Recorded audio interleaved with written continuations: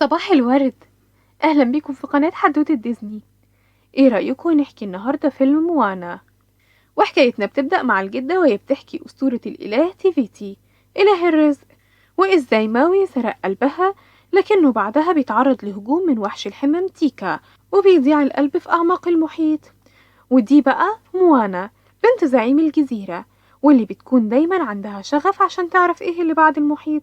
لكن قوانين الجزيرة بتكون منع الإبحار في المحيط، واللي بيختارها المحيط بعد 1000 سنة علشان ترجع القلب لتيفيتي تاني، بعد ما بتساعد سلحفة صغيرة. وبتخبي جدا القلب، وبتاخد موانا لمكان سري في الجزيرة. وبتعرف موانا إن جزيرتها أصلا بحارة، وإن باباها فقد أعز أصحابه بسبب المحيط. ومن وقتها وهو منع الإبحار، لأنه مش عايز يفقد حد تاني من اللي بيحبهم. لكن باباها بيغضب جدا وبيمنعها إنها تقرب من المحيط.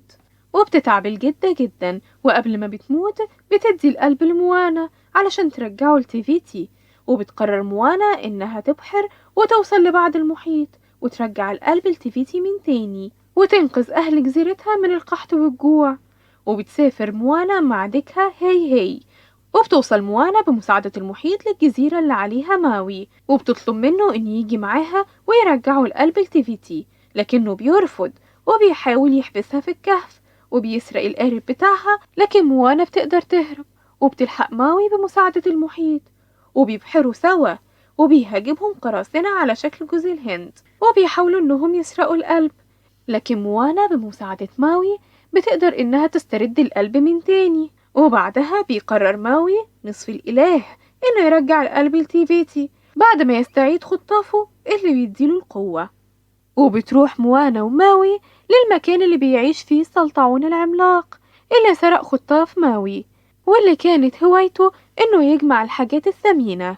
وبتقدر موانا تخدعه بقلب مزيف ويسرقوا منه الخطاف، ويهربوا هي وماوي علشان يرجعوا القلب لتيفيتي.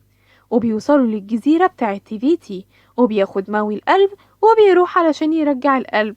لكن بتقابله وحش الحمام تيكا، وبيحاول ماوي إنه يهرب منه، لكن بيتصاب الخطاف بتاعه وبيلوم على موانا وبيسيبها وبيطير بعيد. وبتزعل موانا وبترجع القلب للمحيط، وبتقوله إنه اختار الشخص الغلط. وبيظهر شبح جدتها وبتشجعها إنها ترجع القلب من تاني لتيفيتي. وبتنزل المحيط وبتجيب القلب وبتصلح المركب وبتكمل الرحلة لوحدها. وبيهاجمها من تاني وحش تيكا، لكن بتقدر موانا إنها تهرب منها. وفي الأثناء دي القلب كان هيقع منها في المحيط، لكن بيلحقوا الديك بتاعها هي وبيرجعه لها من تاني. وفي الوقت ده بيظهر ماوي وبينقذها من الوحش. وبتفرح موانا برجوعها جدا، وبيقول لها انه هيحارب هو الوحش ويشتت انتباهه، وتروح هي وترجع القلب لتيفيتي.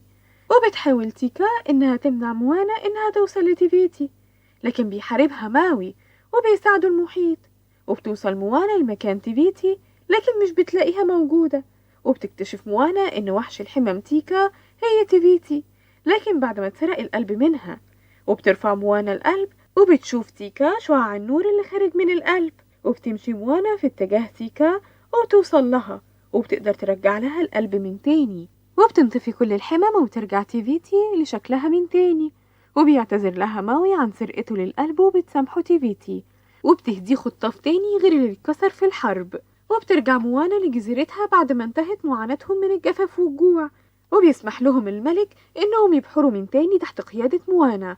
وبنشوف الجزيرة بعد ما رجعت لها الحياة من تاني. وتوتة توتة خلصت الحدوتة. لو عجبك الفيديو ما تنساش تعمل لايك وسبسكرايب وتفعل الجرس علشان يوصلك كل جديد. وما تنسوش تقولي لي في الكومنتات عايزيني ألخص فيلم ايه اللي جاي.